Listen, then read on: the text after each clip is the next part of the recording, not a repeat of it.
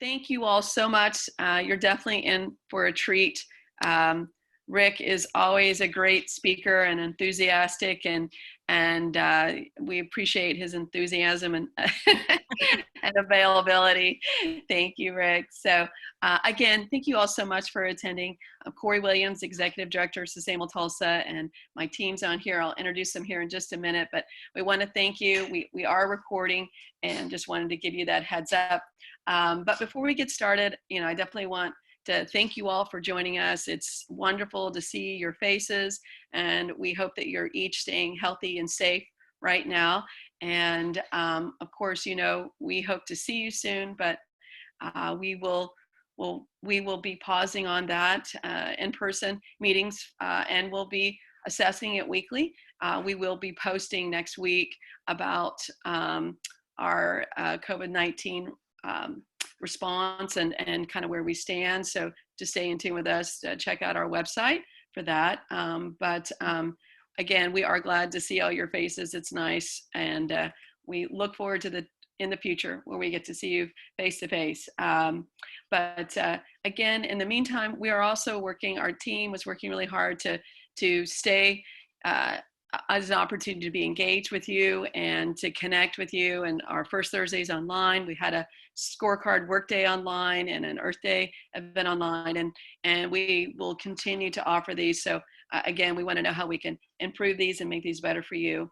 One of the things we also worked on, Megan worked very hard on launching our Oklahoma Green Living page, and really, yep, I think she just posted in there where you can find it.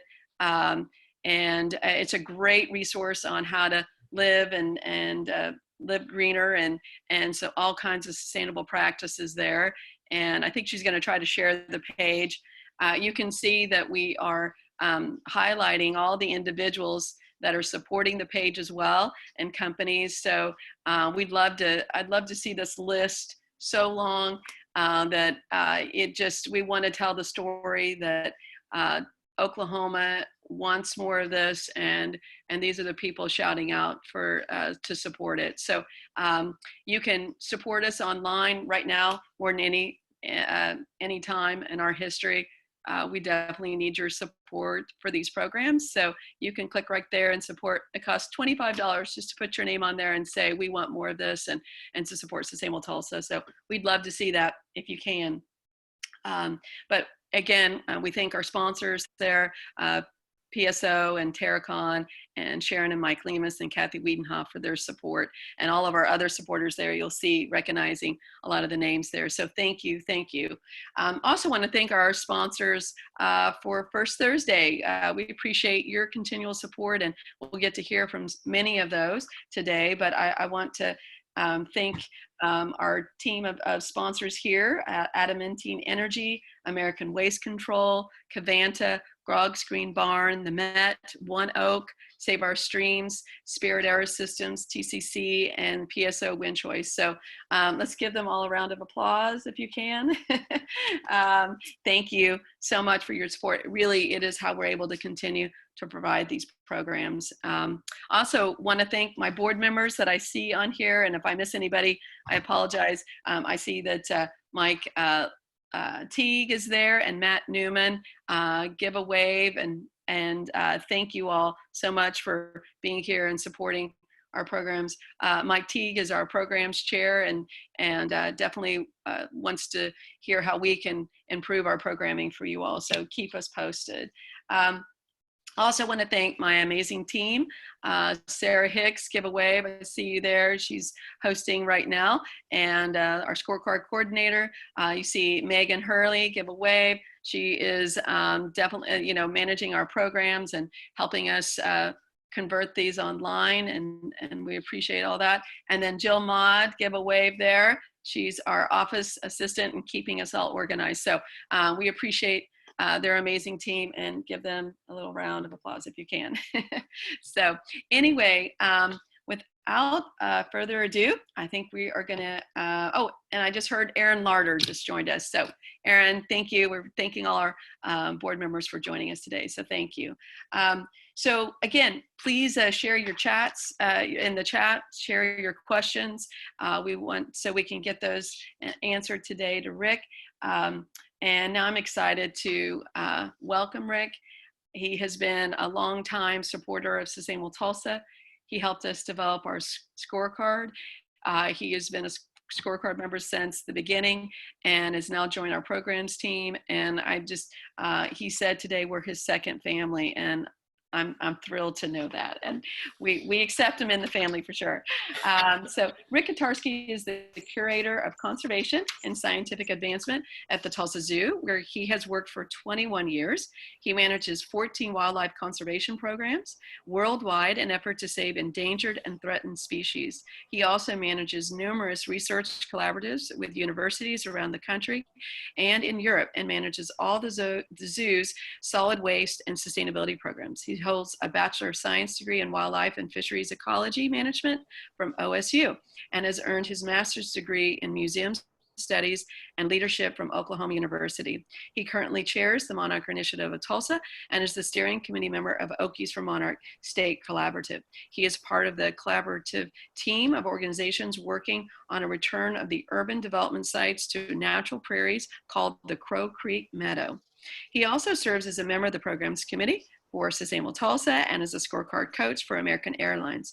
Rick also serves as a board of directors for the Oklahoma Nature Center and Oxley Nature Center, and loves to share his knowledge and passion for wildlife conservation and green practices any chance he gets, which is right now. So Rick, thank you so much. We really appreciate you being here. And we've got quite a few people online eager to hear what you have to share. So take it away. Thank you, Rick.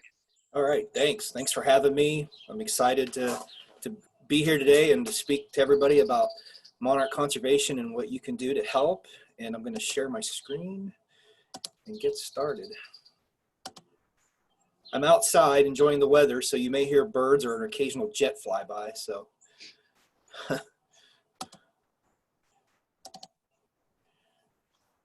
right, can everybody see that?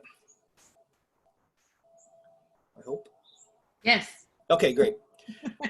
All right, so basically today's talk is going to focus on questions that are frequently asked of me, either when I'm doing a presentation or having a booth or at a festival or at Monarchs on the Mountain or something like that. So that's what I'm going to focus on today. And there's quite a bit of information. So, you know, think of questions and ask them at the end if you want, but I'm going to go through a lot of things. So I'm going to outline the issues of why monarchs are declining. I'm going to briefly talk about migration and overwintering. I'm going to talk about current population density. I'm going to talk about what programs and initiatives here are available for all of us that can help you with finding information and resources to plant a garden. I'm going to cover what to consider when planting a garden. I'm going to give you some basics on how to plant a garden. I'm going to give you some information on what to plant. And I'm going to show examples at the end of some of the community habitats and gardens that folks have helped put in all over the city of Tulsa. So this first slide, first I wanted to thank a group of people too before I start. So, you know, my knowledge is only as good as what I've learned from my peers and other people and what I've read. So I wanted to thank folks there's going to be information in this presentation that I have obtained from them. So I want to put a big thank you out to Carla Grog. There's planning information, plan information, and photos that you'll see in this presentation. Sandy Schwinn, who is a Tulsa resident and has over probably 30 years of experience with monarch conservation and propagation, and she is actually the state representative for monarchwatch.org. Marcy Hawkins, who I work with to help put on the Monarchs on the Mountain, Ray Morantz with the Xerces Society, and Jay Ross, who is our curator of horticulture at the zoo. Lots of information in here that I've gleaned from him that he's shared with me about details of planting. So anyway, so this first slide is an example of what's going on with the decline of monarchs. And you can see those numbers there from 2003 to 2019 and the discrepancy in the amount of acres. And so when they're figuring out the population of monarchs, they're not actually out there counting individual monarchs. They're counting density of how many trees are filled over an area with monarchs in the overwintering site. And I'm going to get into a little more of that detail later. But Chip Taylor came up with this quote years ago, and he is the creator and director of the Monarch Watch program. So what's the problem? So monarchs and their amazing annual migration are seriously threatened for various reasons. Most recently, a big thing that's come up is climate. The USGS actually did a study and showed that in the months of May and August, if those 2 months are particularly hotter than what they should be or normally, that really is detrimental towards the overwintering population of monarchs. Another thing is obviously chemicals with herbicides and pesticides. I'm going to get in a little bit about that, about what to avoid when buying plants, what to look for on labels as far as chemicals, and also habitat loss, which is kind of a focus for this talk today. Not only why there's habitat loss, but what we can do to kind of help slow it down. So chemical activity, both milkweed and nectar plants are vulnerable to herbicides, obviously. Farmers have really gone to using Roundup, which is not great for the monarchs. And monarchs themselves can obviously be threatened and killed by these chemicals. Habitat loss is a big deal, not only here throughout the United States, from Texas all the way up north through the Midwest, but just human encroachment, just development, human population, just things are changing, habitats are fragmenting. And so the monarchs, the resources they need are declining little by little. In fact, 2.2 million acres is what's guesstimated as the average lost every year of habitat. So that's a ton. So the challenge is basically what we're facing is that the remaining habitat that's really there is really tough for these guys to have a good overwintering population. So with us trying to supplement with habitat and gardens is a big deal, because we can try to make up that gap of the lost resources for the butterflies. And if you look at this picture, just a quick note, if you ever wanted to sex a monarch butterfly, there's a difference between the male and the females, and this picture here is a male. You'll see those two black patches on the bottom of its lower wings. And when the monarchs have those on there, that's a male. Those are pheromone patches. So the migration, a lot of people don't realize how far these guys travel. So they travel over 2,500 miles, and it takes a multitude of generations to make this journey, anywhere from 3 and possibly 4 generations to take this trip. And people always ask, when do they come through Tulsa? Well, you can see the star there in the middle and the arrows. They usually come through Tulsa in March and in April, and then they come back. That's during their breeding migration, and then the overwintering migration is when they come back through Oklahoma, and that's usually in September on their way back to Mexico. And so I was going to highlight this on the left here. So there's not just one population of monarchs, there's actually a few. And so you can see they all come out of Mexico for the most part, and there's a population that stays east of the Rocky Mountains. And then there's a population that hangs out west of the Rockies through California. And there's data that shows that some of those butterflies actually overwinter down in Mexico. For the most part, they just stay on the West Coast. And then the eastern population, you can see they migrate all through the eastern side of the United States. But during the overwintering migration, when they're coming back, some of them east of the Appalachia don't make that hard right turn along the Gulf, but actually go down into Florida and overwinter down there.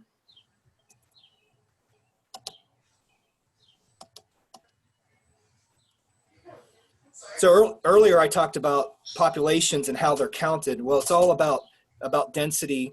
And so this is an example. That tree, the picture on the left is a tree covered with monarchs down in Mexico. Oh my, I don't know what that sound is. And then if you can see the picture to the top right, it kind of looks like when you walk out to your driveway in your car and it's covered with pollen. And that's what that kind of reminds me of. But that's actually just, you know, thousands and thousands of monarchs nesting in those trees. And then down here you can see this kind of a red line that goes around. And that's basically how the scientists determine the density. So they know how many trees are in this polygon. They know basically the density or the height and the width of the trees, and that's how they come up with the populations. So people always ask, well, how long do monarchs live? And it's kind of amazing, really, their life cycle. But when a monarch lays eggs, those are usually in egg form from 4 to 5 days. And then larvae, which is the caterpillars that you see, are 9 to 13 days. And then the pupa, which is the chrysalis, is about 8 to 12 days. And then normally adults would only live from 2 to 6 weeks. But then you see that last generation down there, that's 8 to 10 months. And how that happens is when they overwinter, if you look at this graph, the way they survive for such a long time is because of temperature.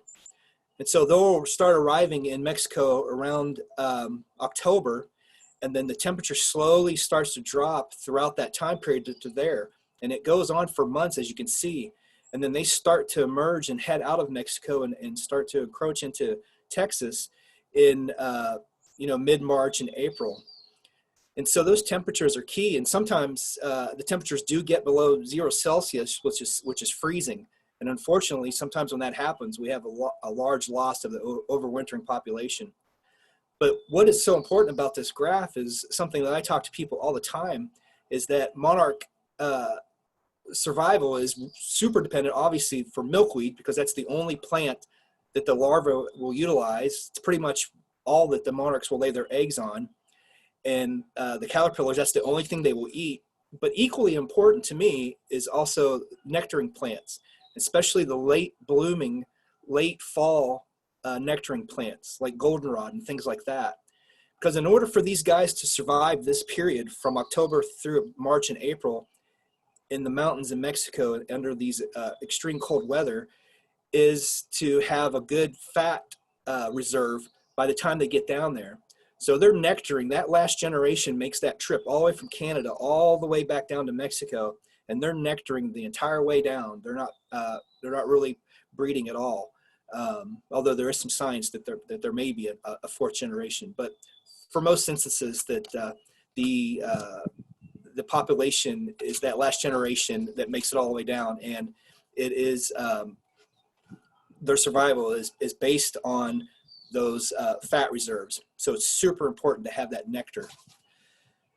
Again, just a few more slides about population. So here's a graph that shows the density over the past 20 some odd years. As you can see, it's been on a unfortunate steady decline. This last year, 18-19 data at 6.05, that's pretty good. But you can see over the past 15 years, it's just been an unfortunate steady decline. Again, habitat here in Oklahoma and across the Midwest, all the way up to Canada, and the overwintering sites in Mexico, they have issues with deforestation. And so this 6.05 was pretty good. As you can see there, it was an increase of 144%. But the fascinating thing about that, and the unfortunate thing really about this graph, is that black-green line that goes across the slide there. That is the density of population that we really need to maintain to not lose these guys to extinction. So you can see from about 2004 to current, we're not really hitting that mark, and it's really unfortunate. So what's the big deal? Why are monarchs so important? Well, yes, they're a pollinator, but really more so, they're an indicator species. And so what they're telling us is that things aren't right, and there's a balance that's off. And so that's really a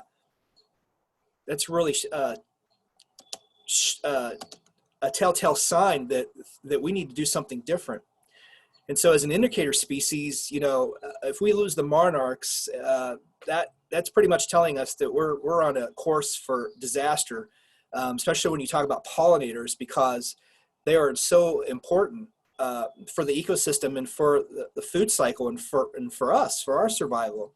Pollinators, and every type of pollinator, is responsible for 50% worldwide. And here in the US alone, pollinators are responsible for 150 foods, and there you can see a list of all the foods. So you could go down that list and see some of your favorite foods you like to eat. And well, unfortunate that if we start losing pollinators like a monarch because of the ecosystem and what we're doing, it's not going to bode well for us. So Rick, we yeah. just launched the poll there. I don't know if you Oh, can yeah, yeah. So let me know when you want me to close that out.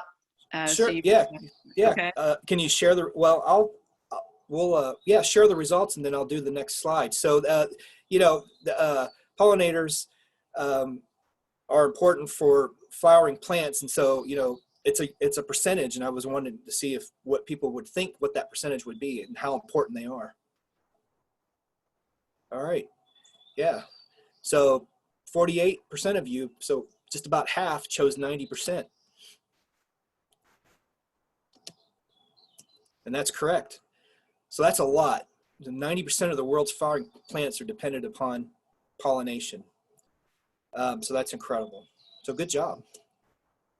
All right, so let's talk about what the solution is and what we can do to help offset this situation. And right now, there's lots of programs around the United States and initiatives that are going on, and even here in Oklahoma. And one of them is agricultural, and trying to set aside some land within an agricultural setting that is specific for pollinators. So there's this technique called strip farming or strip planting, where they'll have a strip of crops and then another area that's a strip of just pollinators, and then another strip of crops, and so on and so on. And there's actually somebody here in Oklahoma that's participating in that, and it's going very well.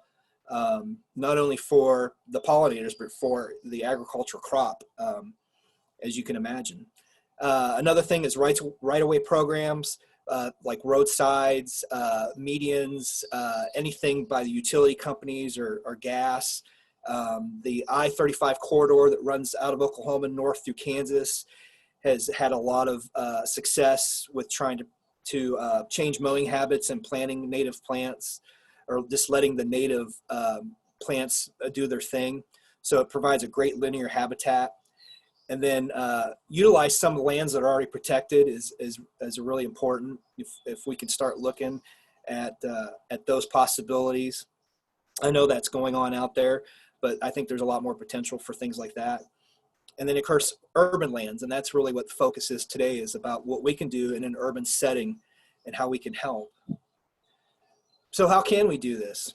Well, what we need to do, like I said, is to plant milkweed, which I've already talked about, is exclusively the plant that monarchs utilize, and then plant nectar sources, and especially for species that bloom in the fall are super important. So not everybody can, obviously, maybe you're listening to this now and you're like, oh gosh, there's no way I'll ever be able to plant a garden. I just don't have the time or the resources or the knowledge, or whatever the case may be. But there's other ways you can help too. So you can participate in a citizen science project. There's 3 annual butterfly counts a year that are headed out of Oxley Nature Center. There are, you can do monarch butterfly tagging, which I don't really go into today, but you can go to monarchwatch.org and look up how to buy tags and tag monarch butterflies. You can support a conservation organization like Monarch Venture or Monarch Watch or Okies for Monarchs or the zoo or Sustainable Tulsa or anyone else who is trying to do conservation work for monarchs and pollinators.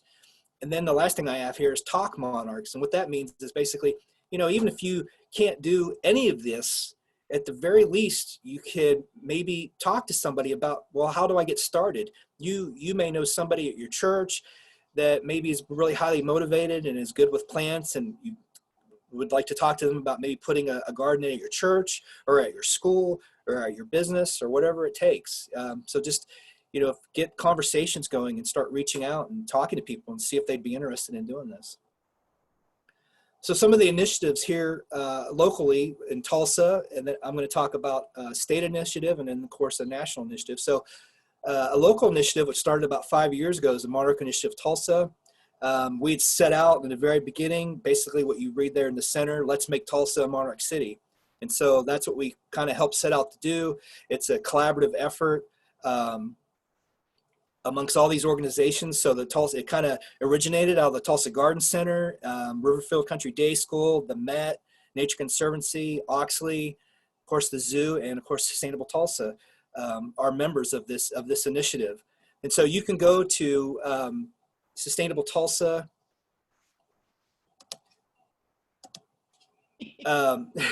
She's throwing you off with those polls there. I know, it keeps popping up right in the middle of the slide. Anyway, you can go to sustainabletulsainc.org/monarchs. This is a resource that you could go to and find information about how to plant a garden, what to plant, where to plant it, so on and so on. Big shout out to all these people who are a part of the initiative. You can go to Facebook. There's a Facebook page, Monarch Initiative Tulsa. As of yesterday, I think there were 933 members. It's a great resource to share pictures, to share information, to ask questions. A lot of the Monarch experts frequent on there. I see Sandy Schwinn answering questions all the time and posting pictures. Also, John Urslick from the Linnaeus Teaching Garden. He's on there posting all the time and answering questions. So it's a great resource just here in Tulsa that you can utilize. And Rick, I'm posting all of those links that you're naming in the chat window. So if you're not able to write down what he's saying, guys, it's in the chat window and that's available for you to go back and grab. So. Yeah, so thank you, Megan. And here's another slide about an initiative that I'm a part of in the zoo, and many folks here in Tulsa are a part of. Mary Waller, who's a Tulsa resident, she is the director of Okies for Monarchs. I don't know if she's on this call or not, but she's lives here in Tulsa, and she helps heads up this initiative. It's the Oklahoma Monarch and Pollinator Collaborative, which is now basically called Okies for Monarchs. That's kind of the go-to place right now to also get lots of information for creating a habitat. And the mission of this group, which started about 5 years ago, was really, again, same as kind of the Monarch Initiative Tulsa, but on a statewide level. So we had probably over 40 groups that initially got together in Oklahoma City and said, hey, we need to come up with a statewide plan, a statewide message to try to get people to get involved with more habitat creation. And so you can go to okiesformonarchs.org. You can reach out to folks through that avenue to if you're wanting to get seeds, or if you have a large piece of land or a plot that you'd like to convert to native habitat, Okies for Monarchs is the resource to go to. And also they have a Facebook page as well. And then I spoke about this a little bit earlier with Sandy Schwinn. This is monarchwatch.org. This is a program that's nationwide. Was created, as you can see, in '92. It's through Kansas University, and Dr. Chip Taylor is the one that started this. And these guys, I forgot to mention too, with Okies for Monarchs, if you already have a garden, you can register it for free. It doesn't cost anything, but just register it with Okies for Monarchs. That way it gives us good metrics and good data of how much habitat is out there in Oklahoma. Same thing with monarchwatch.org. You can register your garden with them. This is the place that you could go to and get great information on how to create an actual monarch waste station. So there's different components that you have to have specifically to have a certified monarch waste station. I'm going to go over that here in a little bit. There's not a lot to it, and you can get a wonderful sign to put in your garden. It's about $15, and that money goes towards their conservation initiatives. All right, so now I'm going to get into kind of what to consider when you're planting. And so this is great information if you're wanting to consider putting in a garden, just some design elements. And so, you normally wouldn't think about these things, I guess, when you're putting in a vegetable garden. I guess you do, actually. You think about sun and soil and water, but it's really important, too, for a pollinator garden. So you want, at least an area with 6 hours of sun. And then, it's not, in the summertime, it can get really, really hot here. And so it's good to have some shade trees nearby, especially in the later sun as the sun's setting in the west. Wind breaks are really good, especially to break the wind from the south. And that's not necessary for the garden, but that's for the critters that are going to try to utilize these resources. So, if your garden is right through a southern headwind and it's super windy, butterflies aren't going to be able to navigate to land on the nectar sources, let alone any insect. So you have to kind of consider wind. Also, soil is an important thing. I live here in Midtown at 24th and Yale, and I'm fortunate for whatever reason, the soil is really rich here. It's full of invertebrates and earthworms and everything like that. But in some cases, you may have to add dirt or get the dirt a little richer in nutrients.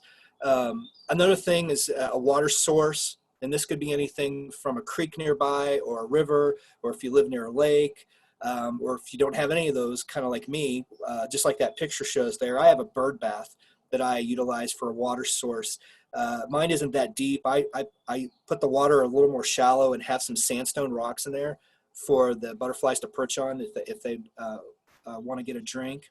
And then, of course, good viewing. So when I first started this, I did my garden all from seed, and I planted it specifically right in front of the big bay window in front of my house. And the first year wasn't that dramatic, but the second year it's the second year on, and this is my 5th year of putting in the garden. It's just fantastic to get up in the morning and get your coffee and stand in front of the big window and see the action take place with all the critters that are utilizing the nectar sources. And then, of course, there in the yellow, follow city ordinances and HOAs. So I have direct experience with this, meeting with folks in the city about the do's and don'ts of putting in monarch way stations and pollinator gardens. And all I can say is that the City of Tulsa Ordinance Division will always default to HOAs. So be sure to follow those rules. If you don't have an HOA, then follow the city ordinance rules. And basically what it narrows down to is just safety. It's line of sight and height.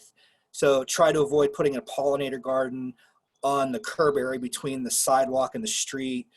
Don't try to put pollinator gardens along your driveway where the view of sight impedes, like if someone was bicycling down the sidewalk or walking, and things like that. It's common sense, but Megan's going to share a link to a blog I wrote for Okies for Monarchs going into more detail about city ordinances and what to consider when putting in a garden as far as HOAs and things like that. Factors that are important for installing a garden is, as you can read here, it's a lot of text, but I've talked about this already. Plant natives if you can. Try to plant perennials so that they'll reseed and come back up next year. Also, if you want, you can supplement with some annuals, especially towards the fall when the color starts to break down. It's not as pretty. You can put in some annuals to give it some color. But diversity, I always talk about when people ask me, what should I plant? I always say plant, diversify, like your 401k or your retirement plan. Be diverse in what you put in. And I'll go into a little more detail about that here just in a few seconds. So getting started, people always ask these questions. Well, how much do I plant? What do I need to plant? For milkweed, you want to do at least 3 different species of milkweed to be certified. I have a slide with those specific milkweed plants here in a bit. You want to plant them at least 12 to 14 inches apart. It's just basic gardening. When you're digging the hole, you just want to cover the roots. You don't want to bury it too deep. You can also add different substrates to kind of help with the moisture. These are native plants, so they don't need a lot of TLC once they get established. But anyone who plants a garden, first off, depending on the weather here in Tulsa, it could be a lot of rain, so you won't need to water as much. But you really need to baby them probably for 4 to 6 weeks, just so they get over the shock of being putting in the ground. And then there's maintenance involved. And so these are pictures from my garden that I've took. I don't use any chemicals. I got to pull out the weeds by hand. Deadhead spent blooms. It will promote additional blooming, but it also you want to deadhead them if you don't want a certain plant to overseed your garden. So I left a lot of bloom heads or seed heads for the birds to utilize, but unfortunate one year I had an excess amount of echinacea that took over my garden. So I learned my lesson after that second year of doing that. Again, mulch, and people always ask about predators. And you can see this photo I actually took from my garden of a praying mantis utilizing a monarch. And so I just, you just got to let nature happen. And so everything is out there for a reason, and it's part of the food web, and that's just the way it is. So I don't bother anything. I don't mess with the bees or the wasp or the praying mantis or anything that's capitalizing off of monarchs or any other butterflies or animals that are utilizing the garden. So real quick, a little bit about pesticides. And so I call them just for short neonics, but you can see the list here of what you want to avoid on labels. It's really best if you're going to get plants to get them from a local nursery. I would avoid big box places. There's been up and downs with Home Depot and Lowe's with them coming out and saying they weren't going to have plants with chemicals anymore. And then they made a statement that, after a certain year they wouldn't have them. But then I've heard that there are people who have bought plants that have them. So this is the list of things that you want to check for labels. If you want to write those down, you can find this information online. It's pretty prevalent out there. But here's the scary fact about these things. They have a half-life, and the half-life is 1,400 days in some of these. So, you plant a plant and it may have these chemicals on there. That thing may disrupt your garden for a couple years, if not longer, because of the half-life of these chemicals. And they will sterilize butterflies. They will sterilize invertebrates, and they will just create havoc on the whole situation. So it's really important to avoid plants with these things. Okies for Monarchs, we developed this wonderful resource for where to buy plants. You can get this from the website. This is a list of plant vendors throughout the state, including Tulsa. Also on the bottom there, you see seeds. So if you want to do your garden from seeds like I did, because I wasn't really a green thumb at the time, I thought it'd just be easier to plant seeds and see what happens. If you're going to do seeds, you don't want to do that now. You're going to wait until later in the year, November or December, to do your garden from seeds. But those are some great resources. Johnson Seed Company has designed seed packs specifically for different parts of Oklahoma. So you can get on there and buy a seed pack specific for eastern Oklahoma. Again, diversity. This is a great resource that Okies created. This is also on the website. This breaks it down on what plants are really great to plant for early blooms, mid blooms, and what I stressed earlier, late blooms. And so these plants, this plant list was created by looking at occurrences of these plants throughout the state. So you can pretty much go anywhere in the state, and one or two of these plants are probably naturally growing there, with an exception of the panhandle. The panhandle is kind of an outlier as far as what can grow and what propagates there. Again, more plants. This is a kind of an example that Carla had put together, the presentation we did together a few years back at the Garden Center. Again, diversity, focusing on spring plants, summer plants, and fall plants. really important to have that diversity for that migratory breeding of monarchs, and then overwintering. Native plants, again, just a list here, some more, and then those milkweeds I talked about. There are hundreds of milkweed species across the United States, and in Oklahoma, there are about 26 species. But these list right here, swamp milkweed, butterfly weed, common milkweed, and green antelope, usually are available in your local nurseries here around town and in the state. They are what are prominently found in this part of the state of Oklahoma, in the Tulsa area, northeast Oklahoma, and they do really well. And swamp milkweed, the name kind of speaks for itself. If you have a wet area within the garden or within your yard, you're going to want to plant the swamp there because it loves wet environments. And so lastly, to finish this off, I'm just going to show some examples of some community gardens through those initiatives that I talked about, either through Monarch Watch, which you can see the sign. This is the zoo's conservation garden and pollinator garden. So you can see the Okie sign right there in the middle. We take that opportunity to teach other people how to plant gardens. Here's a project that Carla was a part of in Okie, or Monarch Initiative Tulsa and others, for putting in a Monarch way station at American Airlines. Pretty cool.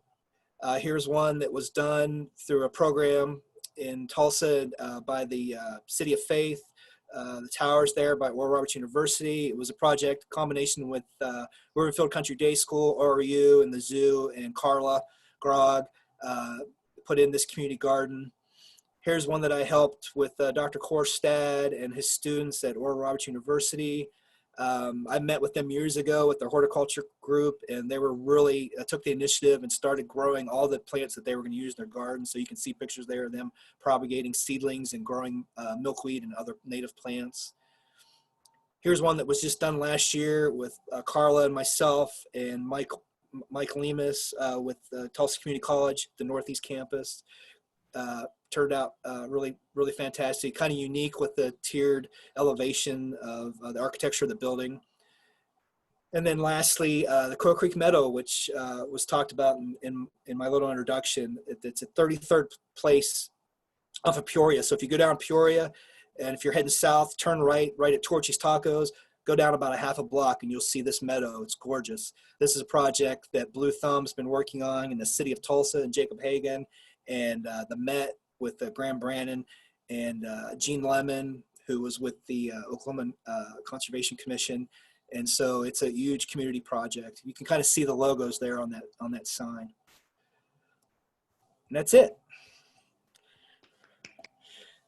Thank you so much, Rick. Really appreciate you're such a wealth of information and inspiration, and a reminder how important it is to care for this species, but our pollinators. I just shared the results of one of your polls, which is kind of, where people are when it comes to their next step, helping to protect the habitat for our pollinators. So looks like most of the folks participated in the poll said they're going to work on planting something. But for those that are interested in being a part of the citizen project, like the Butterfly Watch, or count, if you can, I don't know if you've shared already, but where that would be. And then I think next, Megan's going to introduce the booths, and then we'll get to some questions. So Megan, you want to go ahead and introduce the booth folks? Yes, absolutely. So let me pull up my slide. Oops. Okay, 1 second. So we're going to start with American Waste Control. This would be Amanda Curtis and Jessica. Give me 1 second. Let me find there it is. Mini windows open. Okay, there we go. And Cory, did you unmute Jessica? Yay. Hey, Jessica. Hi. So Amanda couldn't be with us today. I'm Jessica from American Waste Control. We are a locally family-owned waste and recycling company. We have single-stream recycling options for residential as well as commercial, and we are able to do a lot of customization to find the best fit for you. We also have our waste to energy landfill, which provides electricity for residents of Osage County. We also recently, in the last year and a half, introduced wood cycling in Tulsa, which is a great alternative for places to take your wood. So it's turned into mulch and used our playgrounds and stuff like that all around Greene County. Yay, So thank if you you so have any much. questions, there's Amanda's contact information on there. She's one of our waste and recycling reps, and she can definitely set you up. Thank you, Jessica. And you guys are essential workers. You guys are working around the clock right now. We are. Thank you for everything. Okay, and then next we have Greg with Covanta. Yeah, hello. Yes, Covanta has been up and running through this time, as we are also considered as an essential business. Nobody wants garbage that cannot be composted or recycled piling up on the side of the street. So we have been up and running. And also in February, the facility started a food drive for Iron Gate of Tulsa. And last week, facility employees delivered and donated 252 pounds of food to Iron Gate. And they really appreciated that. Thank you. Thank you. That is amazing. Thank you, thank you, thank you. Okay. And Andrew, I know you're online with Grogs. I don't see Kelly. Is she here? It says Andrew, but it's Kelly from Grogs. Hi. Hi, Kelly. Hi, guys. I'm Kelly Klein with Grogs, and I just wanted to tell you 2 super fun facts. Well, a few. We've got all the milkweed you guys could possibly need. I've got about 5 different varieties in the store. Tons of lantanas, rue, chamomile, all of your pollinators, butterfly bushes, bee balms. So come on by. We'd love to shop with you. But the fun fact is we've got flowers. Yay. So we're doing some hand fresh picked bouquets for Mother's Day. They've got kind of that cute little farm fresh picked. I've got them wrapped in some cute butcher paper with twine so we can give it to Mama and she'll love them. And also, before I forget, guys, we've been out of tomatoes for over a week, but Lisa Merrill with the Tomato Man's Daughter, she found a few flats for us. So come get them this weekend before they're all out. Yay, thank you. And You're Mother's welcome, Day guys. is Sunday, so if you haven't gotten your mother a present yet. Yeah, come on out. We'll have them available on Friday and Saturday, but our store is still open on Sunday. So if you guys want to swing by and shop with Mama on Sunday, we can definitely help you out. Are they able to come into the to do Yeah, like they are. So our store is open. We've got 2 huge garage doors that are wide open to get that fresh air breeze. We've got that big back lot full of all your goodies. Come on by. We do have tape on the ground to show our 6 feet social distancing. We're open from 9 to 5, Monday through Saturday, and noon to 5 on Sundays. Our staff members are wearing their masks, so you can join the Cool Gang Club and join us with our masks too. Awesome. Thank you so much, Kelly. You're welcome, guys. Okay, and now we've got Allie from the Met. Yes, hi everybody.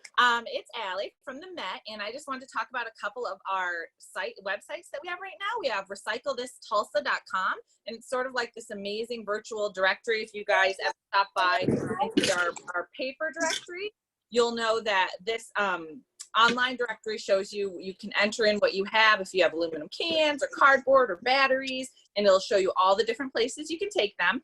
And then the other one I want to talk about is composteverything.net, that has all of our composting resources. So some of our brochures that we have, you can find online there. So go ahead and visit all of our sites, follow us on social media. We're putting out a lot of great videos and contests. So yeah, that's it.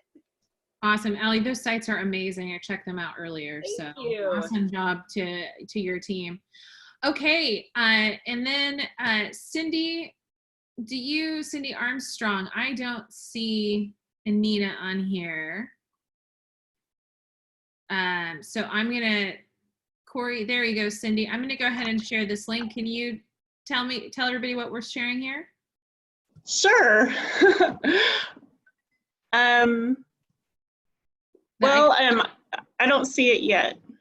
I just shared it in the chat window. Oh, okay. So it's the I Can't workshop link. Yes. So, sorry, I was kind of lifting weights while everybody was talking, multitasking. So I'm a little out of breath. So we are doing our I Can't workshops this summer, and they're going to be all online.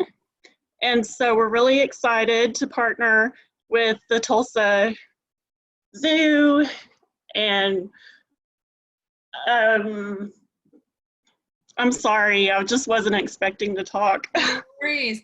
Sorry, I just don't see Anita on here. But yeah, we're partnering with the Tulsa Zoo actually to do a pollinator workshop, and yeah, and so people can register through this Sign Up Genius link, and we'll actually be doing it through Zoom. Excellent. Thank you. Thank you. Thank you. Thank you. Thank you.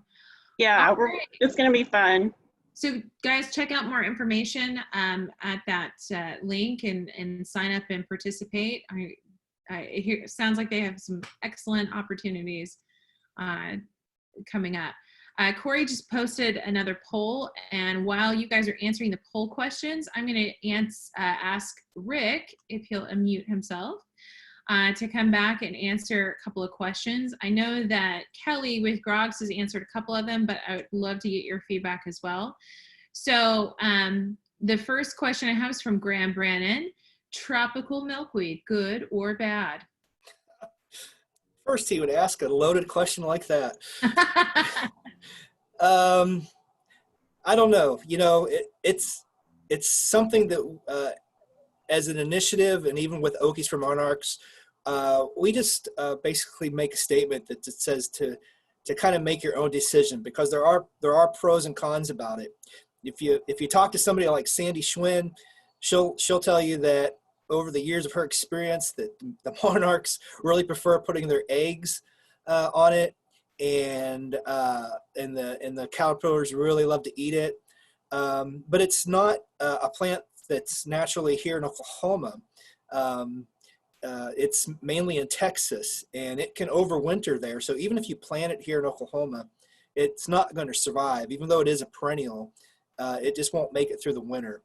And then there's also the fact that sometimes it gives the monarchs a false hope, because at least that's what's thought of, is that they find this resource and could potentially stall them out in their migration, because they kind of get a false sense of having that resource available that they're accustomed to having closer to Mexico or to Texas. And then they kind of hang around too long, and then they don't make it the entire trip. And so there's pros and cons to it. I mean, it's a gorgeous milkweed, and it does really well here in the summer, but it won't overwinter. So we just tell people to make your own decision. And there's other technical issues about the plant itself and how it may affect the physiology of the monarchs, but I'm not going to get into that. But yeah. Okay, next question. As a scorecard coach, can you get a point on scorecard for planting milkweed? Oh, most definitely. Yes. Yay. And Sarah can answer those questions too. But yeah, you can most definitely get a point. And I've gone, I may be the scorecard coach for American Airlines, but I've actually gone to multiple businesses, everything from the Tulsa Bus Transit Authority to other college campuses in Tahlequah and in Stillwater, and other scorecard members have asked me for advice, and I've gone to their business. Sheila Vega with the City of Tulsa, I went and helped her kind of design and put in a Monarch way station there off of, I can't remember what street her office is off of, but it's right off of Highway, where is it, what's Sheila? it, 44. Yeah, where is it, Sheila? But anyway, it's not really in public view. I mean, you could probably see it if you drove by really slowly. It's on Elwood, like where the city collection facility for pollutants and such. It's on that. Thumbs up. Yeah. It's on that road. I think it's Elwood. Yeah. So anyway, yes, most definitely you can get a point. Okay. What plants benefit both butterflies and bees?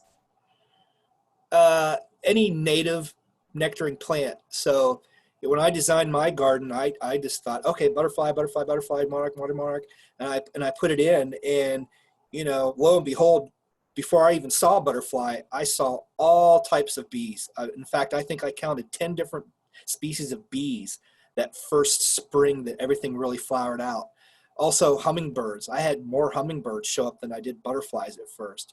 And so really any nectaring plant that you plant out there that's a native Oklahoma plant, the bees will utilize.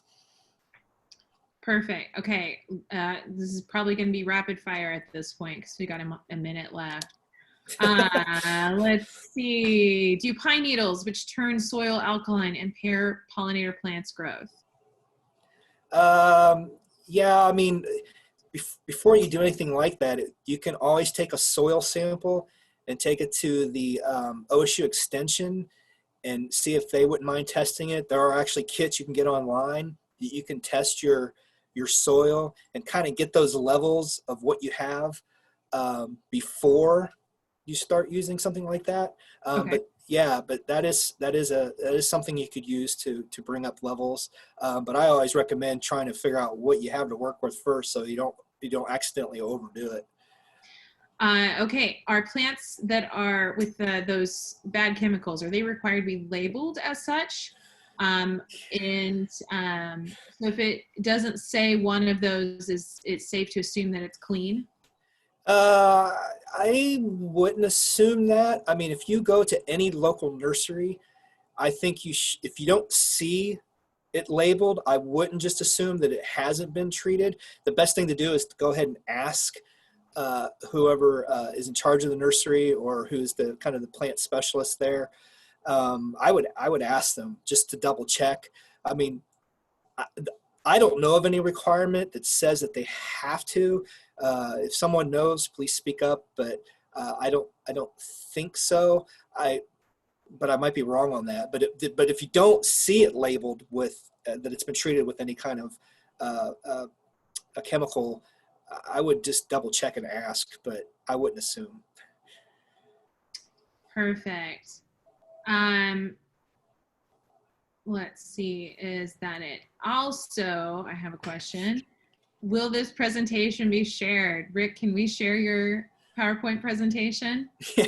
Yeah, I think it's being recorded. So right. Yeah, I think it's going to be available through some outlet of Sustainable Tulsa. So yes, it's going to be shared. Okay, last question. It looks like I noticed my milkweed seems to get a lot of aphids mid-season. Will these hurt the plant or the monarchs? No, aphids is kind of that loaded question, another loaded question that I get a lot. There's really not much you can do about them. You could take a little bit of soap and water on your fingers and just slowly kind of pull them all off. But aphids have a purpose too. And so they're a food source for invertebrates, especially ladybugs and other beetles. So they're not really going to hurt too much. I mean, if it's just, they're not visually pleasing to see. And, if you go out there to get your mail, or every time you go out your front door or wherever your garden is, you might just take your fingers, like I said, and just slide some of them off. But I wouldn't spend any intense labor or time trying to get all the aphids off, because they're not really going to hurt anything unless they just go crazy. But 9 times out of 10, the invertebrates that utilize aphids for a food source will start hopefully doing their job. And you can always go out online too. You can buy ladybugs that you could put in your garden that will utilize those aphids. So can I pop in really quick? It's Kelly with Grogs. Yeah. We have some options for all of these things. So we've got neem oil, copper soap, all of your organic based pesticides, So if you do want to go that route, we've got all of those options for you. And my associates are pretty well versed in those guys. You can do anything from pelletized to liquid sprays. And then you talked about ladybugs. We love our ladybugs here. We do sell ladybugs in store, although they are a hot commodity item, so I've got a waiting list. But we do have them for purchase. They come in 300 sachets or 1,500 sachets for less than 10 bucks.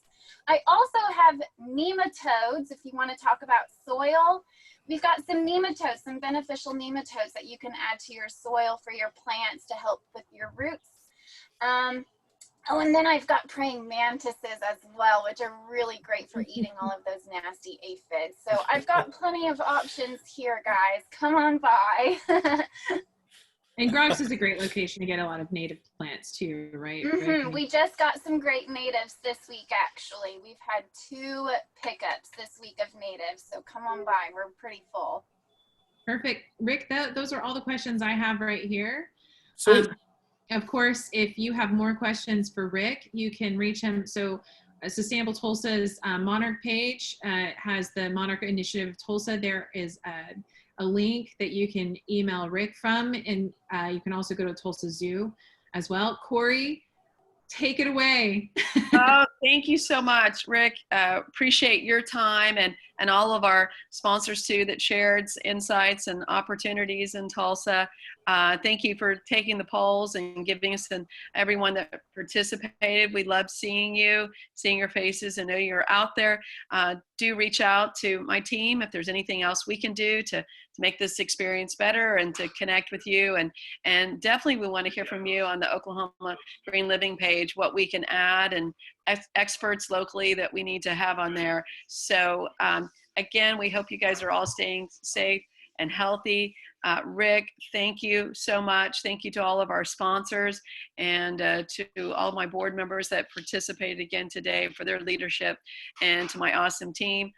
Very thankful and appreciate you all. So I think we should, just because we've gone over, want to respect the time, because I know other people have other meetings to jump on to, other Zoom meetings, but thank you. Rick, any last thing to add for this day? Any?